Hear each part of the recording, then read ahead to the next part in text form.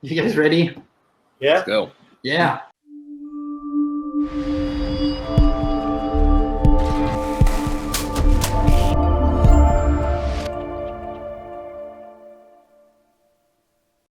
So the first live call is about answering one or kind of two-ish questions that the community has given us, and the question is basically, what does it mean to be proficient in a skill? How do you measure your level of proficiency or mastery in something? So in SkillUp Academy, we have the mastery report where you can say, I'm 20% good in this, I'm 50% good in this, I'm 70% good in this.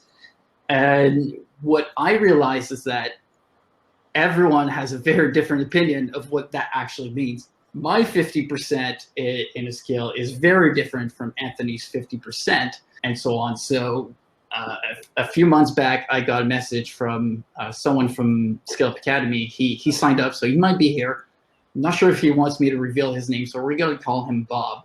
So Bob sent me a message, and he said, I can't update my mastery because I suffer from the Dunning-Kruger effect. Anyone familiar with that? Nope. So the Dunning-Kruger effect is basically you cannot properly estimate. You basically overestimate your capabilities on things all the time. And so he wrote to me and he said, I don't want to update my mastery. I can't do it because whatever I'm going to do is not going to be right. I'm going to put it too high, and people are going to reach out to me and they're going to say, well, can you help me with that? And he doesn't feel like he would be capable of doing it. So that's one of the reasons this topic came up. So yeah, I got this message like, this is very interesting. I bet a lot of people here actually kind of have this effect to some degree. I'm going to, Ariel, start. What does it mean for you to be proficient in a skill in a broad sense of the term? In the broad sense, I think it is being able to demonstrate a basic level of proficiency in that skill. So if you're talking about building a sandcastle, you should be able to know what tools you need, what the design should look like. It should be able to stand on its own. All the way to from marketing. You should be able to understand the basic principles of marketing, knowing what the basic terminologies are, being able to create a marketing campaign, being able to launch it, and also being able to analyze it. So I think it depends on the specific skill, but you should be able to demonstrate a basic proficiency of it. All right, Anthony? Yeah, that's a great question. For me, proficiency really kind of inherently relates to if you can accomplish something. And I think especially as it relates to other people, whatever it is you're trying to do, whatever skill it is, like Danny was saying, there's 100% and there's like 0%. Some things are 0 to 1, right? But other things like driving a car or cooking a meal or something like that, there's a lot of a spectrum in there. So being proficient is, I think, just the bare minimum of you can do it well, which is a vague term in itself, but you can do it well and kind of get the job done, so to speak, especially in regards to other people and how they see it, if it helps them. Because if you're not proficient yet, it means that you can't help people. You can't kind of cross that threshold of being able to get the job done. So we'll talk later about how to kind of get there and what that really means for you personally. But for me, being proficient means being able to do it well, and to get the job done if somebody asks me to do it for them. Make sense? I really like this perspective of including other people in there. I would tend to say that for me, it's kind of the same thing. I'll bring it even to like a different level, I guess. Like, what does it take for you to get paid doing it? Would people pay for your services? Then if yes, then you're proficient enough. What if you get someone to rate you, right? Like you get in school, you get teachers to tell you, oh, you're an A student and you're a B student. But is that subjective as well? Ariel, what do you think? That's a great question. Ideally, it should in schools. It should not be. it's more objective based on criteria that the students are being evaluated or assessed on. I think it becomes harder when you're looking at quote unquote the softer skills, because we like to use, we like to be logical as well. So how do you measure someone's ability to interact and talk about politics, or interact and stand on stage and do a monologue? So a part of it is the self-assessment and the self-reflection. But I do think that it's harder for us to self-assess, and it's a lot easier. We sort of give that power over to somebody else, because we can then say, okay, this person clearly has more expertise than I do, so they're giving me the feedback that I need in order to be able to improve or know what areas of growth I need to focus on. But on that though, can't the evaluator also have the Dunning-Kruger effect? Right? How do we know for sure that the evaluator is a better critic of our own abilities? So part of that, it's a great question. Part of that is the fact that we're all learners. There's no one that is That's a good point. The expert at X, Y, and Z, because there's always more to learn. To say you've learned everything there is to know, whether about quantum mechanics or woodworking, is foolhardy. There's always more to learn. I feel that we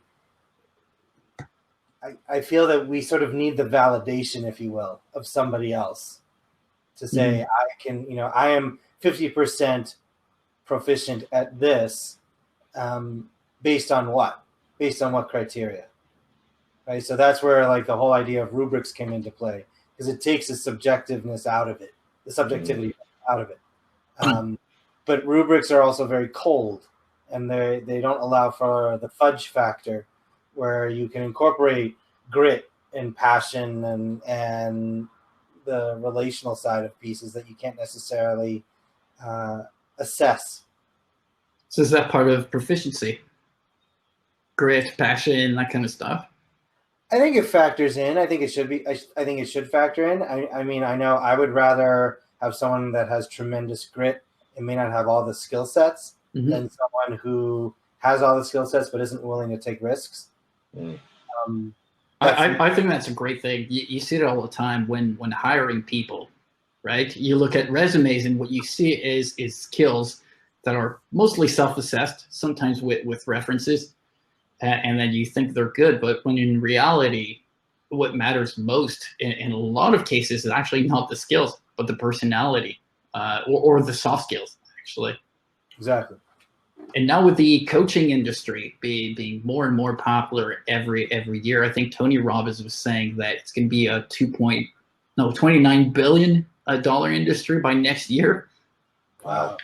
So not small. So I'm wondering, we don't really see that now, but what do you guys think is the world going to go towards coaches being the ultimate evaluators of skills, or education is going to remain similar to what it is today, and the schools are still going to be what matters most when rating people? Anthony?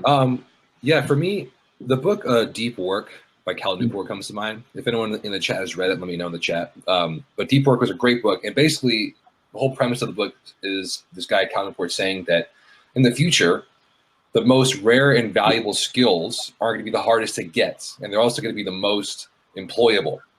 Companies are going to want people who have the ability to do deep work, and it's hard to do that. And most people aren't really capable of doing a lot of really intense learning to learn difficult, complicated skills, especially with the rate technology is increasing. So if you can become somebody who can do that, then your options and opportunities are going to be amazing. But if you can't do that, you're probably going to be stuck and left behind in a very fast-paced world. And one of the most important parts of the whole process is this idea of deliberate practice. You guys have probably heard of this term. It's a very specific way of training yourself to become proficient at whatever you're doing. And one of the cornerstones of deliberate practice is having a mentor or a coach or a guide who's going to help you see what you're doing wrong and what you can do right, and kind of like instant feedback of doing that. So for me, having a coach has been huge for me, and like just that investment, even if it's kind of expensive in my eyes, like $100 an hour or whatever, the benefits I get from that are incredible, especially in today's current climate. So, Ariel, I'd love to hear your thoughts on the education and how that plays a part into it. For me, I've gone to school for a long time. I have a master's. What I learned in school wasn't nearly as helpful, honestly, tens of thousands of dollars later, to become proficient in being a writer, than what I learned from going to conferences and hiring writing coaches and reading books on writing. So for me, getting a coach is huge. And the people who are going to be the ones who choose to invest in that are going to be the ones who can learn those rare and valuable skills and traits that are going to become more employable, can open up more opportunities, and kind of open up the rest of their life for them, versus someone who's not going to do that, might rely on an old traditional scale of just my college degree or whatever is enough for me.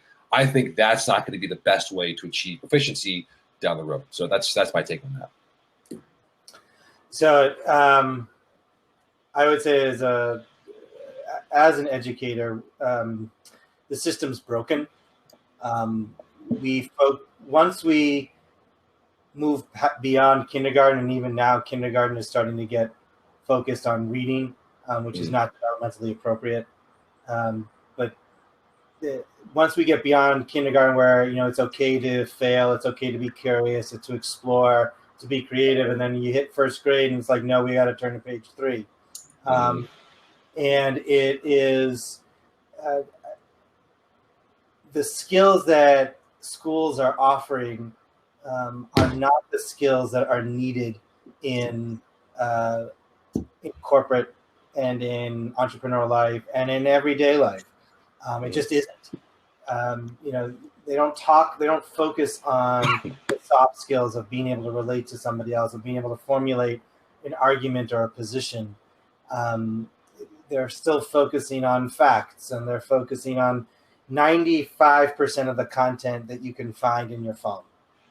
If you just look it up, they're not necessarily taking it to the next step, and it's not the teacher's fault. It's bigger than that, and it's not the principal's fault. It's bigger than that. It's the whole system that really needs to be overhauled. Let's change it. What? Let's change it. Let's do it. Yeah, we definitely need to change it, because otherwise, you're creating. You're not creating thinkers. You're not creating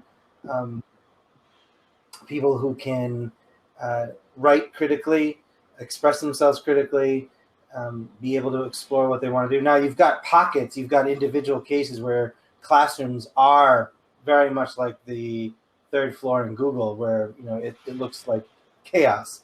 And you've got schools that are like the vocational schools are a prime example of that, where kids can focus on their craft.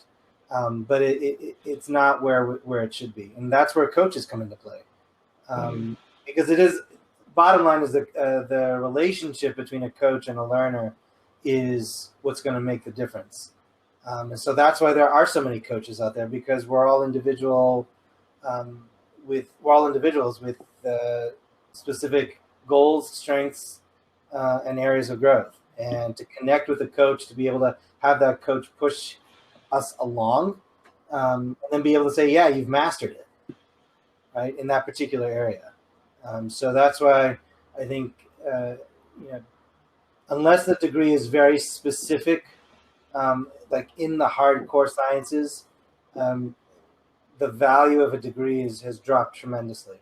Yeah, agreed. And on what Anthony said, he mentioned he's got a lot of value out of coaches paying hundreds of dollars every hour. And he has a master's degree, which is in the US, I know is extremely expensive. And basically for less money for a coach, he probably got a lot more results. And one of the things that I was thinking while he was saying that is the amount of time. Is there a component between time and money you spend? So the coach, you spend right away, you get results right away, whereas your degree, you spend 3-4 years to get results. So if you actually spent a bit less, but have it done faster, would it be worth it? Would you accelerate your learning and proficiency that way? Because if you go to the gym, so it's going to be January soon, and a lot of people get the yearly membership. It's New Year resolution. I'm going to be fit. I'm going to go to the gym. It's going to be amazing. And they pay for a year. They're like, yeah, I committed and I'm going to go. But because they paid for a year, they actually don't go, right? Whereas when you pay for a coach, you've got this monthly commitment. And I personally think that the value, the mentorship from the coach is good, but the accountability from the coach is actually what makes you learn most. I think that's what it is in the end. And so that's that on that. And on the education stuff, Ariel, you touched on something that a quote that I really like by Neil deGrasse Tyson, and I'm going to be paraphrasing here, but I'm going to do my best. So he said, we spend the first few years of our lives learning to walk and talk, and the rest of our lives to shut up, sit down and shut up.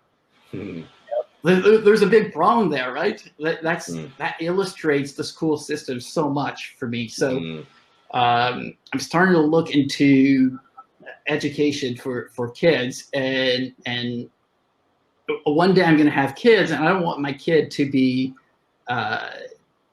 like that. I don't want him or her to evolve in a situation where he or she will not be able to explore their creativity, explore their curiosity.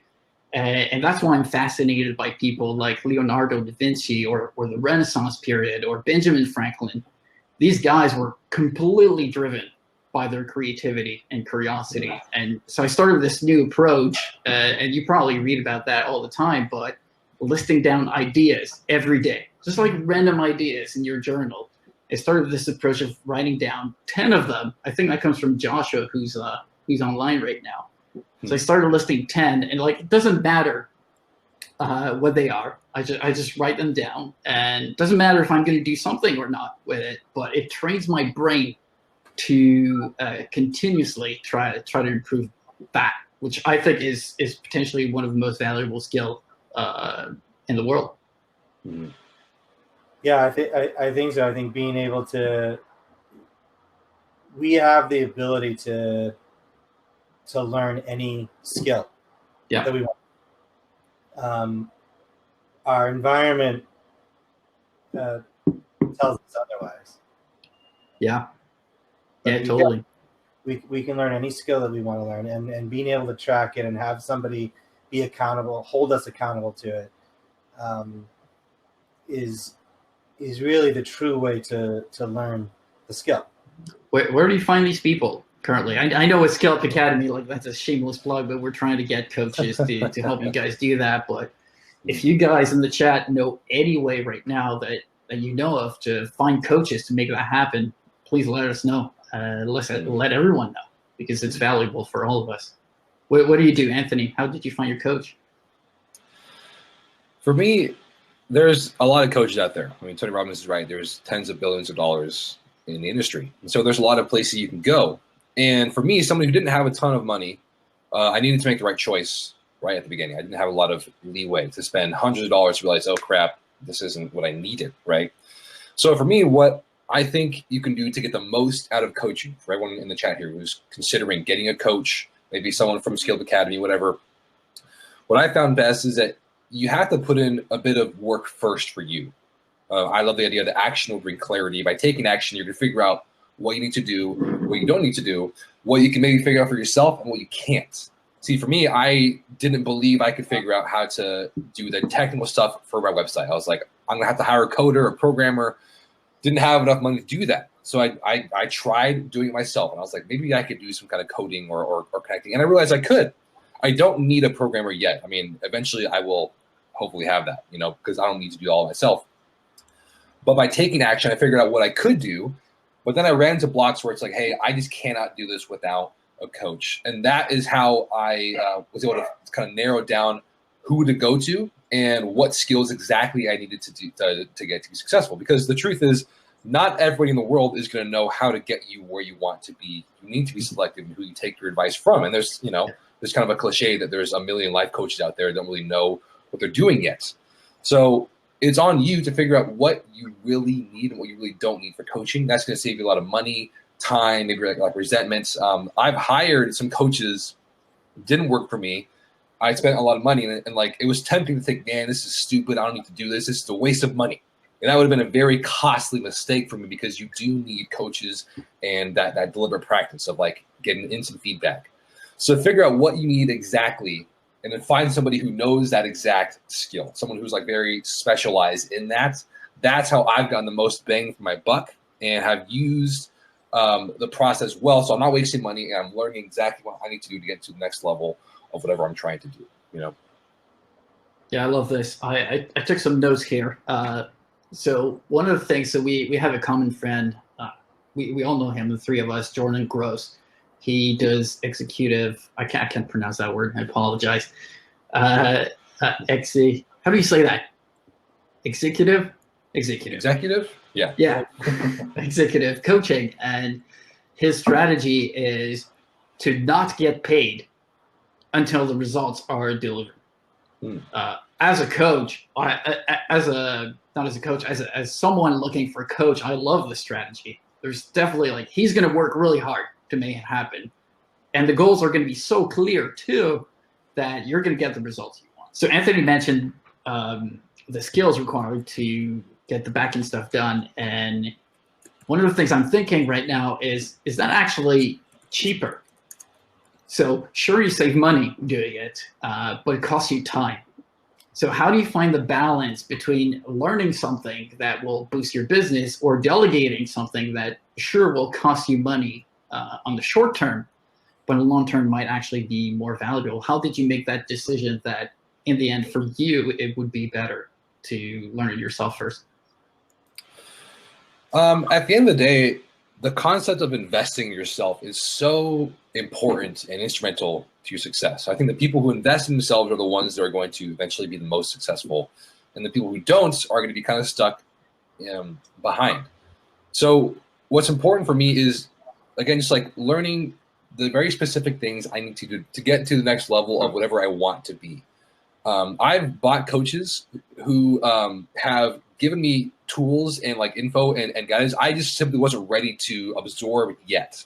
So unfortunately, it was kind of wasted on me a bit. I felt like I saw what it was, but I couldn't really implement it yet.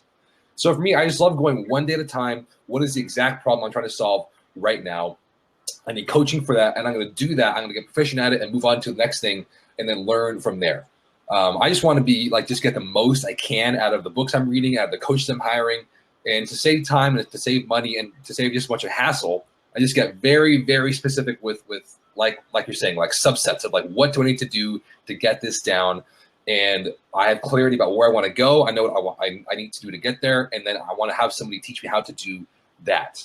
So that saved me a lot of time and kind of helps me prioritize what's important, what's not important, and where I need to focus my time on.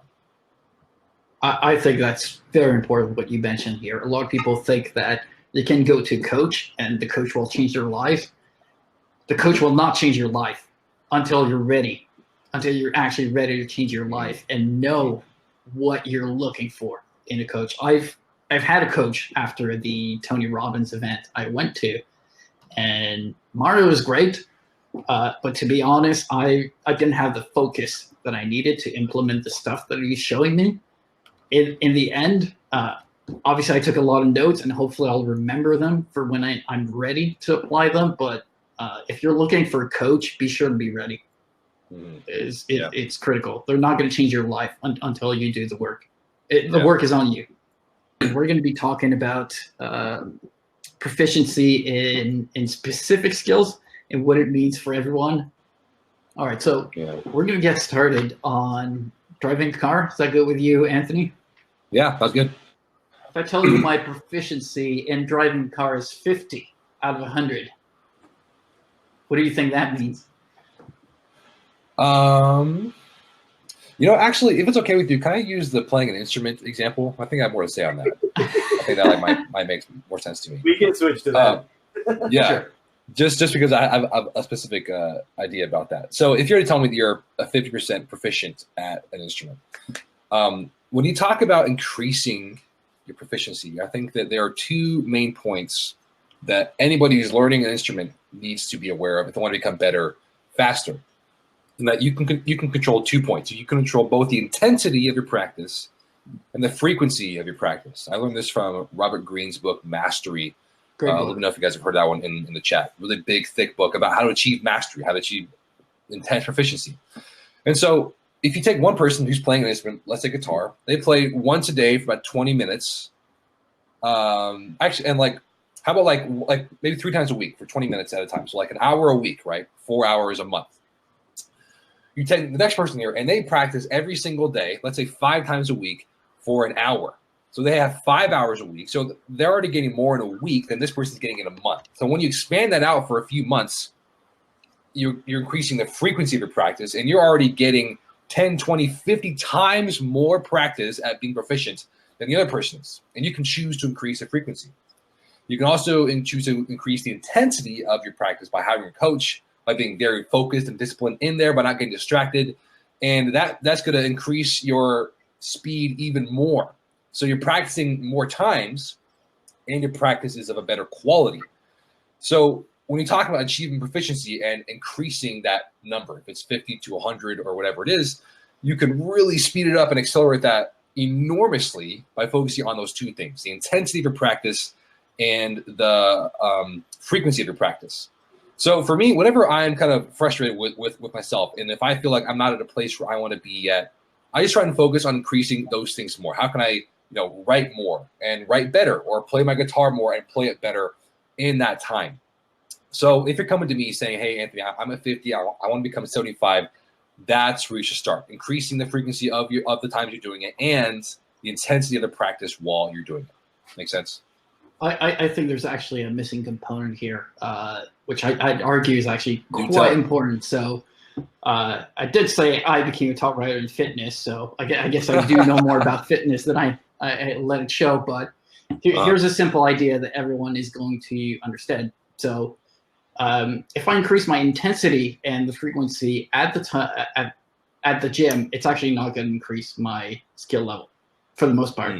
Because let's say I go to the gym, I go from 3 times a week to 5 times a week, and instead of doing 3 reps, I do 5, and I just do chest. Am I going to get better at fitness? I'm not even going to get better necessarily at chest in that case. So there's the way you decide where to spend your intensity and time. Actually, I'd say is a very important component to it, and rest. Rest is potentially the most important component as well. So you might go really intense in trying to learn, especially physical skills. The connections in your brain. So I'm not a neuroscientist, but I do read about this stuff, and the connections are made while you rest. And resting could be sleeping. It could be just taking a shower. It could be just taking a walk. But it happens when your brain is not thinking about it. And so increasing the intensity and frequency sure helps, but I'd say it's one part of it. What do you think? Yeah, I agree. I think that is super important. And the rest is where a lot of that practice kind of is able to bloom and be absorbed in your brain. So that is a very, very important part of any learning of a new skill. So I totally agree. I also need to log off in just a minute, but yes, I agree. Having the rest, if you don't have that, you're wasting a lot of time and focus and energy, not absorbing it when you need to absorb it. So I totally agree with that. Cool. Ariel? I'm going to push back. I feel that Anthony's original statement of increasing your intensity and frequency is going to have an impact.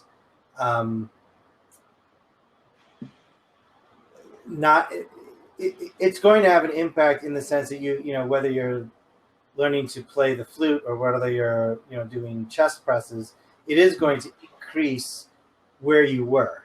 You're not going to be circling. And I do feel that the reflecting piece, and this is where a coach comes into play, can help you move more efficiently. Yeah, because they will have a better idea of where to focus on. Exactly. But that's the intensity and the amount of time you're spending and how rigorous you're spending that's what grit is. Your ability to do it, to push through. Mm-hmm. Yeah. So for playing an instrument, I used to. So 1 month I tried to learn to play the ukulele, and what I realized is I played around with these two variables that you mentioned, Anthony. So typically when I learned a new skill, I practiced for 30 minutes every day for a month, and that's basically my strategy, and it works for most of the skills. And for playing the ukulele, for the first time in a year of doing that practice, it actually did not work. I noticed that 30 minutes just wasn't the right intensity for me. And same with frequency. And so for this one, I actually did it differently. And 30 minutes was actually too much. So I reduced it to sessions of 15 minutes and spread that throughout 3 sessions during the day. So I ended up doing 45 minutes, but shorter sessions. And it seemed like it was allowing the connections to be made in my brain while I was waiting. So I was playing the same chord for 15 minutes in a row. The exact same chord, trying to move it from different positions. And then I would stop there, because after 15 minutes, I realized that I wasn't getting any better anyway. And then my second 15-minute session, I already saw improvement. And so for that specific skill, for me, it was actually better to break it down. And I think it's going to be different for everyone. And I think you touched on a good point by saying that you need to adjust that, and it's very personal. So I do write about my strategy of doing 30 minutes a day, but it doesn't work for everyone. And I don't want people to think that it's the right way, because the right way is different for everyone. Yeah, definitely. That's awesome. I totally agree. That's really good. I got to run. So I just want to say thanks for letting me speak. I'm going to put my email in the chat, everybody. So if you guys want to talk with me more, please email me. I'd love to talk with you more about this. Thanks for having me. Danny, Ariel, you guys are awesome. And I'll see you guys at the next session. All right. Yeah, thanks for coming. See you. Yeah. Guys, take care. Bye. Thanks for coming, guys. I hope you learned something. I hope you were able to take some notes and from Anthony, from Ariel, from me, and yeah, I hope you learned something.